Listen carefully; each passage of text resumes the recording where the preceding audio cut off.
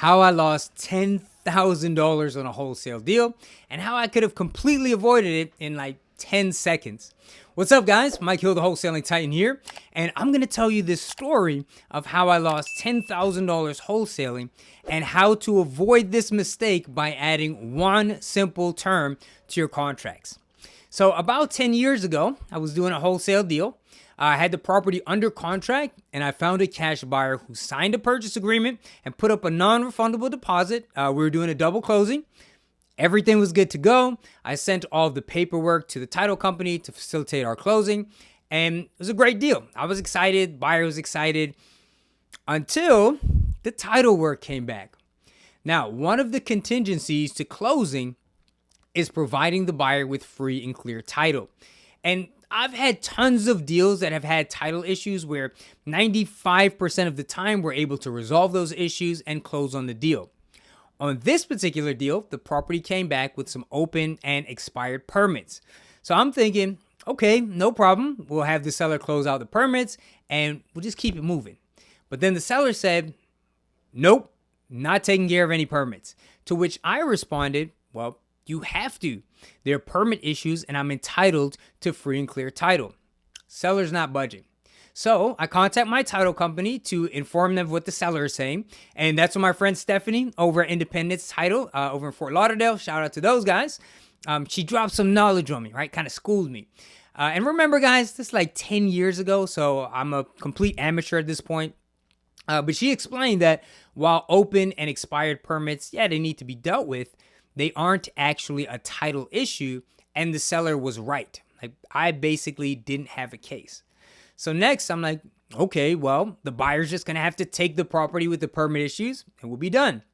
Buyer says, nope, not taking them with any open permits. Then I tried pulling the you're buying as is card. Guy still didn't budge because that wasn't in his contract. So here I am, I'm stuck in the middle of this thing where the seller is telling me that he'll walk and keep my earnest money deposit, which I did put up on this deal. Remember, we were doing a double closing. And the buyer is telling me, well, he's just going to walk and he isn't going to authorize release of his deposit. So here I am, stuck in the middle of these two, in the middle of this deal, trying to mediate and trying to save this deal. You know, I'm set to make over $15,000. I don't remember the exact number. But in order to convince the buyer to accept the property with the permit issues, he wanted a $10,000 price reduction, which obviously the seller refused to give. So in order to just stop this deal from imploding, I had to eat the costs from what would have been my total profit. So that $10K came out of my profit in order to have the buyer sign a hold harmless agreement and take the property with the permit issues. And that's why a lack of knowledge can be so costly. And in this case, you know, I at least did make something, but there are situations where you can put yourself at a loss. So here's the big takeaway. And I am, by the way, going to give you the word for word solution to this specific problem. But first, you know, big picture. So I had a mentor that told me once that when you have an issue or a problem, you know, an obstacle, a challenge, it rarely happens in that moment. Instead, it happened like 4 or 5 steps prior. So the first key is to try and anticipate challenges and to prepare for them. Otherwise, it's kind of like jumping out of an airplane without a parachute and saying, okay, well, what do I do now? Well, at that point, it's too late. And that's why I learned the importance of having my contract language tight. I mean, crystal clear language that includes specifics, specific responsibilities, who pays for what, contingencies, inspection period, time periods. I mean, are we talking calendar days or business days, for example? Makes a big difference. Having multiple exit clauses, etc. So the solution to this specific issue with the permits is to always include a contingency, a term, which is literally just adding one sentence to your contract. And you just write that in the additional terms section that says, property to be delivered to the buyer free of all liens, violations, permit issues, and fines at the seller's expense. Now, I even double protect myself by having a clause on my buyer's contract that says, property is being purchased with any any and all open or expired permits, and that I am not required to close them and I can't be held responsible for them. So now I'm protected on both ends. If one party disagrees or won't sign, I can enforce it on the other end. Or at least if they sign and they push back later, maybe it was an oversight on their part, at least at that point, I have some leverage to negotiate or renegotiate. And at least in a worst case scenario, I'm not the one stuck with the bag. Now, I am not an attorney. Gotta be clear about that.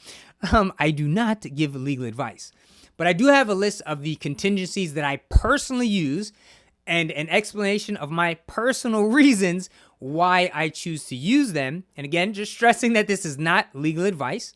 But if you want a copy of that guide, just DM me the word contracts. Okay. Also, if you want a copy of my assignment contract, which is literally 100 times better than the generic assignment contracts you can download online. And it's for several reasons, including one, it does not disclose your wholesale fee to the buyer.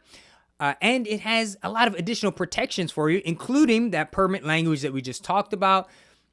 It ensures you can get paid even if your buyer doesn't close, and a lot of other good stuff in there for you. So again, if you want to grab those, that guide that I told you about, remember, it's just personal contingencies and terms I use, but they're copy, use at your own discretion, but they're copy and paste. You can copy them, paste them, use them in your contracts, and then I give an explanation of why I use those, but use at your own discretion. Okay, I think I've made that pretty clear.